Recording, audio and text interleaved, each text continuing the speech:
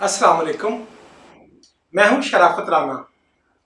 दूसरा रुख में नई वीडियो के साथ आपकी खिदमत में हाजिर। कानून का तालिब इल्म होने के नाते मेरी सबसे ज्यादा दिलचस्पी कानून, आला अदलिया और आला अदलिया में चलाए गए सियासी केसेस है। क्या मैं पाकिस्तान से लेकर आज तक पाकिस्तान की आला अदलिया सियासतदानों का ट्रायल करती रही है। जब भी सियासतदानों का ट्रायल होता है, जब भी वहां पर मुकदमा चलाए जाते हैं, तो उनका मकसद शायद सजा देने से ज्यादा तजलील करना, तज़हीक करना और किरदार कुशी करना होता है। शहीद मोहतरमा बेनजीर भुट्टो और आसिफ अली जरदारी को अदालतों में 90 की दहाई में तमाशा बनाया गया। उनके खिलाफ मुकदमात कायम किए गए, ट्रायल किए गए। उनके ट्रायल को आज याद करते हैं तो आज होने वाली ज्यादतियां मजाक लगती हैं। आज हम डिस्कस करेंगे एक मशहूर केस जो पहली वीडियो में भी हम डिस्कस कर चुके हैं, स्विस अकाउंट्स वाला। बहुत कम लोग इस बात को अलग अलग समझ सकते हैं कि यही मुकदमा पाकिस्तानी अदालतों में भी समाप्त हुआ था। कानून के मुब्तदी तालिब इल्म भी जानते हैं कि कानून का बुनियादी असूल है डबल ज्योपार्डी। डबल ज्योपार्डी का मतलब यह है कि एक जुर्म होने पर किसी भी तरह दो बार ट्रायल करना, दो बार मुकदमा चलाना मुमकिन नहीं। अब एक जुर्म का ट्रायल अगर पाकिस्तान में हो गया है तो उसी जुर्म पर, उसी इल्जाम पर स्विट्जरलैंड की अदालत में मुकदमा कायम करना मुमकिन ही नहीं है। स्विस अकाउंट्स वाला मुकदमा कैसे बनाया गया?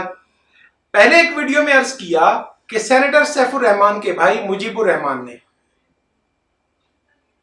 21 मई 1998 से 27 मई 1998 यानी जब एटमी धमाका किया गया, उस दौरान पाकिस्तान में फॉरेन करेंसी अकाउंट्स फ्रीज किए गए।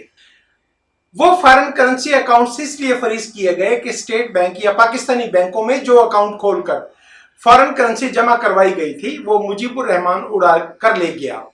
ये पैसा $60 करोड़ स्विट्जरलैंड के बैंक्स में जमा किया गया। अब फिर याद रखें कि शहीद मोहतरमा बेनजीर की हुकूमत नवंबर 1996 में खत्म की जा चुकी थी। उसके बाद नया इलेक्शन हुआ और मियां मोहम्मद नवाज शरीफ 2/3 अक्सरियत के साथ वजीर आजम पाकिस्तान मुंतखब हुए। ये वो दौरानिया है जिस वक्त बेनजीर भुट्टो को तलाक दिलवाने के दस्तावेजात पर दस्तखत करवाने के लिए बाउले हुए सियासतदान और सरकारी मुलाजिम आसिफ अली जरदारी पर जेल में जाकर तशद्दुद किया करते थे। ये मुकदमात कुछ यूं बनाए गए कि बेनजीर भुट्टो और पाकिस्तान पीपल्स पार्टी रोज़े अव्वल से करप्शन के खिलाफ एक बड़ी अलामत थे। जब बेनजीर भुट्टो इक्तदार में आई तो जनरल जिया के दौर में पाकिस्तान में करप्शन का सांप अपने जबड़े गाड़ चुका था और पाकिस्तान के हर पेशा में, हर शोबा में करप्शन अपनी इंतहा पर पहुंच चुकी थी।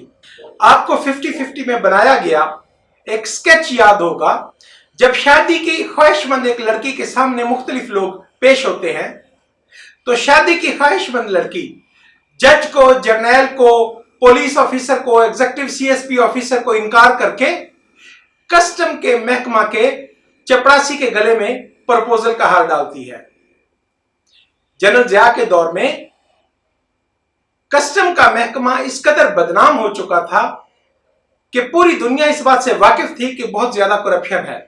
शहीद मोहतरमा बेनजीर भुट्टो ने इक्तदार में आने के बाद मामलात को रेगुलेट करने के लिए जदीद तरीन टेक्नोलॉजी, जदीद तरीन जराए इस्तेमाल किए।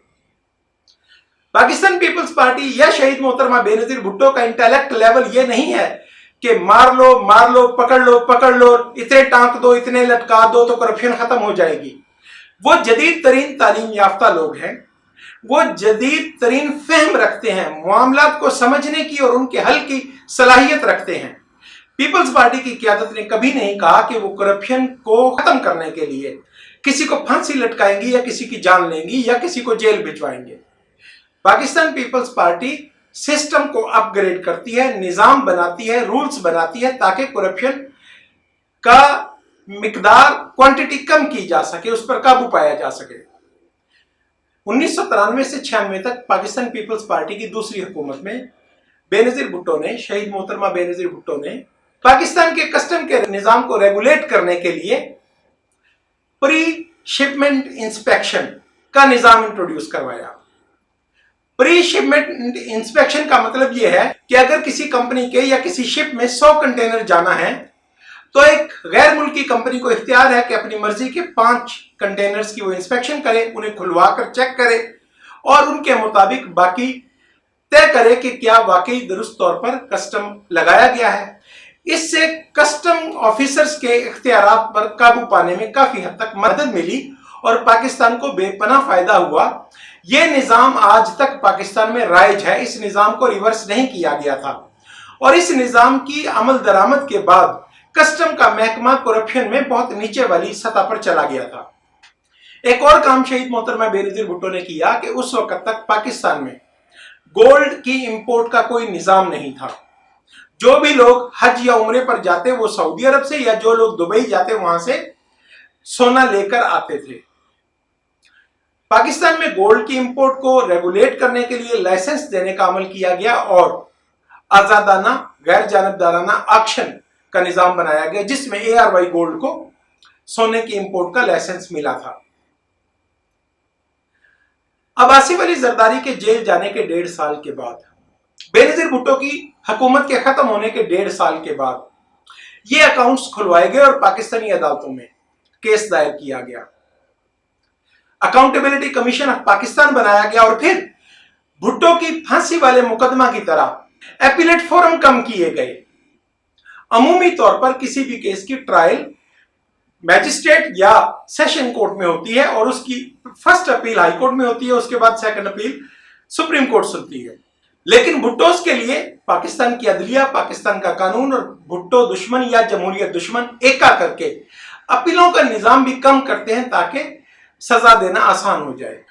तो मैं बयान कर रहा था, मैं मारूजात पेश कर रहा था कि 1998 में अकाउंटेबिलिटी कमीशन ऑफ पाकिस्तान जिसको चेयर कर रहा था सेनेटर सैफुर रहमान, उसने एक अदालत कायम की, आज के नैब की तरह अकाउंटेबिलिटी कोर्ट कहते हैं। उसमें 2 हाई कोर्ट के जज साहिबान थे, जस्टिस कयूम और जस्टिस काजमी। इनके पास बेनजीर भुट्टो के खिलाफ इस मुकदमा की समाअत शुरू हुई।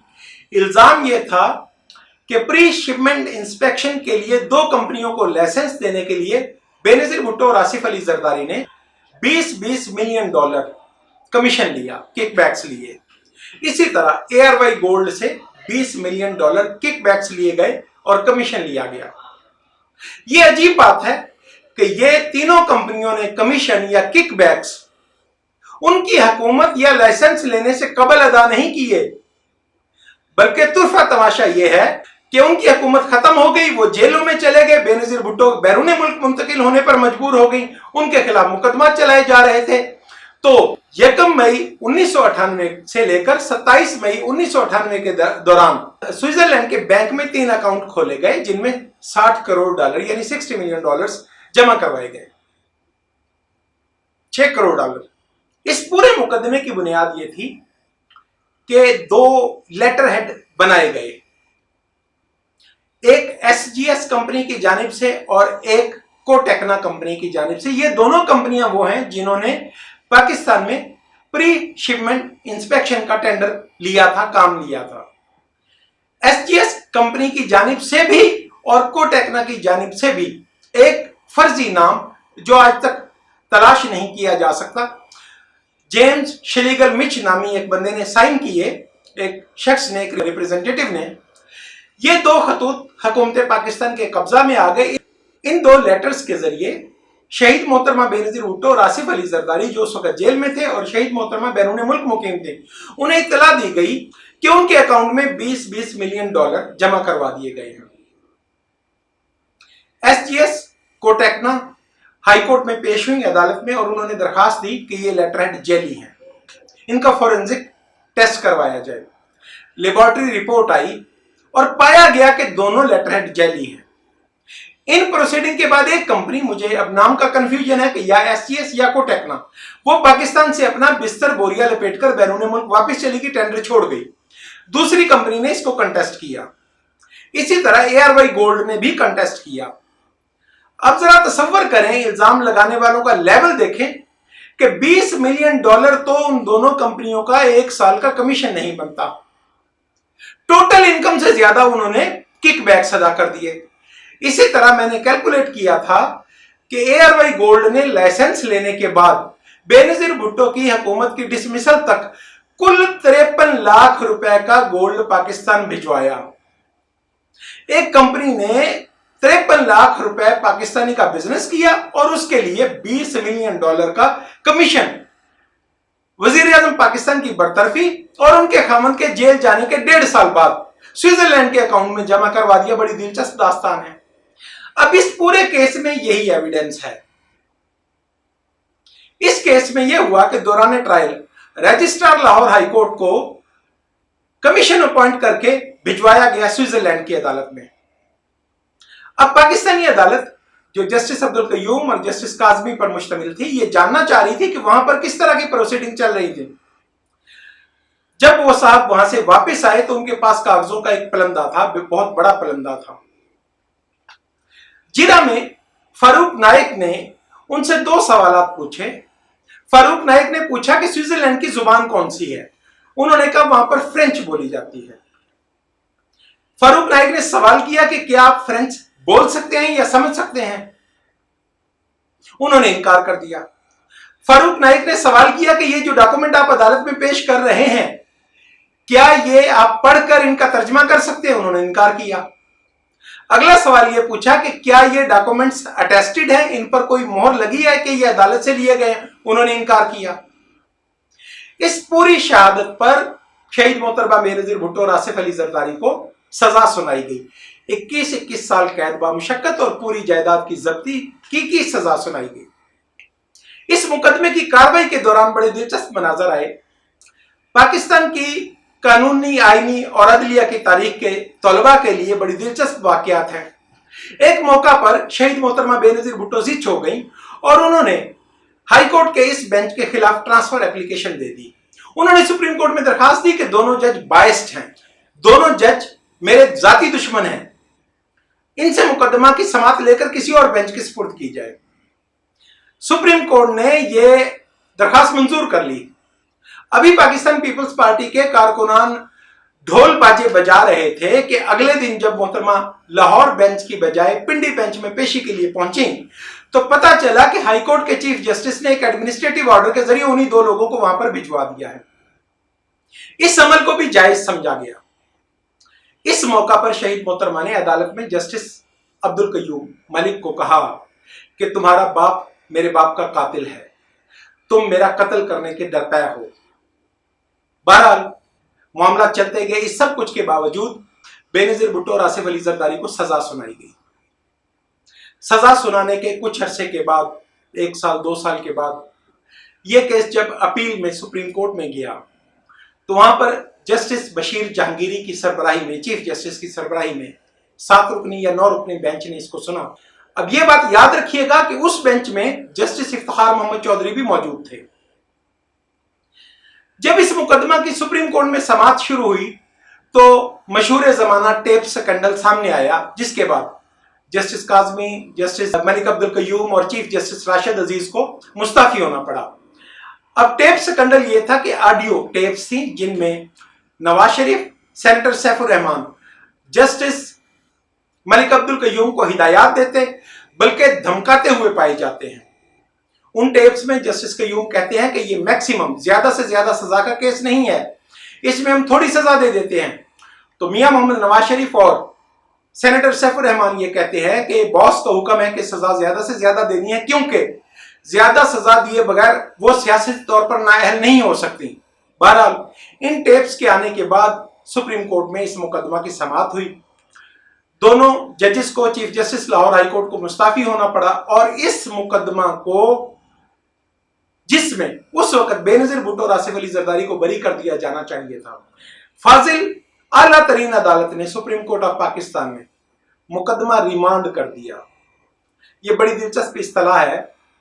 फाजिल सुप्रीम कोर्ट ने होल्ड किया कि काबिले सजा सबूत मौजूद नहीं है और जज का तासब फाइल पर नजर आ रहा है, प्रोसीडिंग का तासब नजर आ रहा है, लिहाजा सजाएं खत्म की जाती हैं, लेकिन प्रोसिक्यूशन यानी रियासत पाकिस्तान को दोबारा मौका दिया जाता है कि वो नए सिरे से एविडेंस दें, नए सिरे से शहादत लाएं। अब इस बात को कानून के तालिब इल्म समझेंगे कि अगर इस तरह से दोबारा शहादत देने का मौका दिया जाए तो इस तरह तो कोई शख्स बरी नहीं हो सकता। अगली बार प्रोसिक्यूशन झूठी सच्ची नई शहादत लेकर सामने आ जाएगी। मैं ये कहता हूं कि supreme court of Pakistan, Pakistan की आला अदलिया भुट्टो को बरी नहीं कर सकती। उसके कलम में इतनी जान नहीं है, इतनी सख्त नहीं है कि वो ये करार दे कि भुट्टो बेगुनाह है। लिहाजा उस ट्रायल को मजीद रुगेदने का फैसला किया गया। अब ये ट्रायल चलता रहा। इसमें आसिफ अली जरदारी 5 या 7 साल के करीब जेल में रहे, उसके बाद बरजमानत रिहा हुए।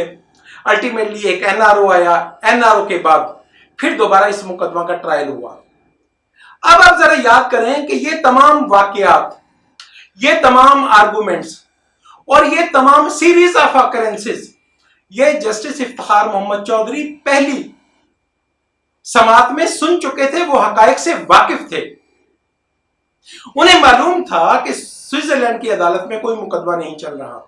उन्हें मालूम था कि इस पूरे केस में कोई जान नहीं है। उन्हें यह भी याद होना चाहिए था कि इस केस में वो पहले आसिफ अली जरदारी और बेनजीर भुट्टो की सजाएं खत्म कर चुके हैं। लेकिन चूंकि मकसद सजा देना नहीं था, मकसद कैरेक्टर असैसिनेशन था, मकसद हुकूमत पाकिस्तान को गैर मुस्तहकम करना था, मकसद उस वक्त 18वीं आईनी तरमीम मंजूर करने की सजा देना था, मकसद उस वक्त जमहूरियत पसंदों को कमजोर करना था और पाकिस्तान में जमहूरियत को नुकसान पहुंचाना था। लिहाजा 10 साल के बाद जब Iftikhar Muhammad Chaudhry chief justice of Pakistan थे, उन्होंने इस केस को छनकने की तरह खूब बजाया। पीपल्स पार्टी की हुकूमत के 5 साल वो ये छनकना या डब्बा बजाते रहे और तमाशा लगाते रहे। सड़क पर खड़े लोग तमाशाई मदारी का तमाशा देखते रहे और इंसाफ का खून होता रहा। अब इस मुकदमा को मुख्तसरन फिर दोबारा मैं बयान करता हूं कि हुकूमत टूटने के 1.5 साल बाद कुछ पैसा अकाउंट्स में जमा होता है। स्विट्जरलैंड में बेनजीर भुट्टो को तलब किया जाता है। बेनजीर भुट्टो वहां पर बयान लिखवाती है कि यह पैसा मेरा नहीं है, यह अकाउंट किसके है मुझे नहीं मालूम है। स्विट्जरलैंड में कार्रवाई खत्म हो जाती है। अब यह पैसा किस तरह से बेनजीर भुट्टो का है, उसका एविडेंस क्या था कि 2 खत बनाए गए थे, वो जाली करार पा गए। इसके अलावा कोई एविडेंस नहीं है। इसके बावजूद 17 साल तक शहीद मोहतरमा बेनजीर भुट्टो की वफात के 7 साल बाद तक यह तमाशा खेला गया। तो पाकिस्तान पीपल्स पार्टी, जमहूरियत, जमहूरी कारकुनान और पाकिस्तान की आला अदलिया के माबैन एक बड़ा दिलचस्प रिलेशनशिप है। इस रिलेशनशिप की वजूहात और इस पर एक अलग से वीडियो करूंगा कि ये क्यों है। बहरहाल आज के लिए इसी कदर। दूसरा रुख, यूट्यूब चैनल को सब्सक्राइब करें, शेयर करें और कमेंट करें। अगर कोई कमी कोताही रहे तो उसकी निशानदेही करें। खुदा हाफिज।